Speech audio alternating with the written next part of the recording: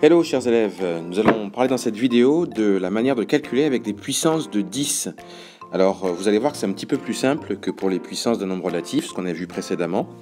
Avec les puissances de 10, voilà ce que ça va nous donner. Alors, pour commencer, quelques formules. Alors comme on l'a vu pour les puissances, 10 à la puissance n, c'est égal à 10 fois 10 fois 10 fois 10, etc. etc. et n fois. Il y a n facteurs, ou n nombre 10. Donc 10 à la puissance n, eh bien, quand on calcule ces 10 fois 10 fois 10 fois 10, etc., eh bien, on a 1 suivi de n0. Alors pour vous donner un exemple, 10 puissance 4, c'est pareil que 10 fois 10 fois 10 fois 10, et ça c'est pareil que 10 000, c'est-à-dire le nombre 1 suivi de 4 zéros. Vous voyez, c'est un petit peu plus simple que pour les puissances d'un nombre relatif classique. On ne peut pas les calculer aussi facilement. 10 puissance 6, pareil, c'est 10 fois 10 fois 10, etc. Donc il y a 6 reprises, 6 fois. Et donc c'est 1 suivi de 6 zéros, c'est-à-dire 1 million. Alors maintenant, comment faire lorsqu'on a une puissance négative, comme ici, 10 puissance moins n?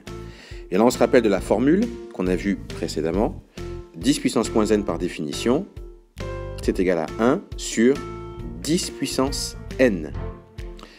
Et 1 sur 10 puissance n, c'est égal à 0,000, etc. Il y a n0 en tout, avec un 1. Alors pour donner un exemple, pour illustrer cette formule, on écrit 10 puissance moins 3. Donc par définition, c'est 1 sur 10 puissance 3. Et ça, eh bien, en fait, c'est 1 précédé de 3 zéros. On compte aussi le 0 qui est juste avant la virgule. Même principe, 10 puissance moins 1, c'est égal à 1 sur 10 puissance 1. Et ça fait 0,1. Autrement dit, 1 précédé de 1 0. Alors, quelques remarques maintenant. Ça vous le savez, parce que je viens de le dire, et puis on l'a déjà expliqué pour les autres puissances. 10 puissance n se lit 10 exposant n, ou 10 puissance n. 10 puissance 0, c'est la même formule que précédemment, donc c'est égal à 1. Et puis, comme vous l'avez vu, on a utilisé dans l'exemple précédent 10 puissance moins n qui fait 1 sur 10 puissance n. Alors, remarque importante, très importante, nous n'avons pas de formule pour 10 puissance n plus 10 puissance m, ou 10 puissance n moins 10 puissance m. Pour calculer cette expression-là, on est obligé de savoir combien font 10 puissance n, combien font 10 puissance m, et les additionner ensemble. Il n'y a pas de formule pour ça. Donc ça, il faut que vous en rappeliez. Donc là, c'était une petite introduction aux puissances. Maintenant, on va passer aux formules que l'on peut utiliser pour les puissances. Et c'est en fait les mêmes formules que l'on a vues ensemble, mais avec les puissances de nombres relatifs.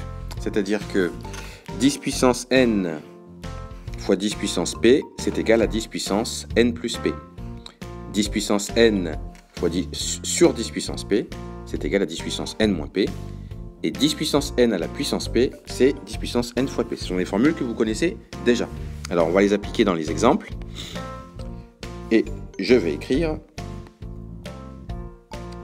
Alors, pour commencer, 10 puissance 4 fois 10 puissance 9, si on applique la formule, c'est égal à 10 puissance 4 plus 9, c'est-à-dire 10 puissance 13.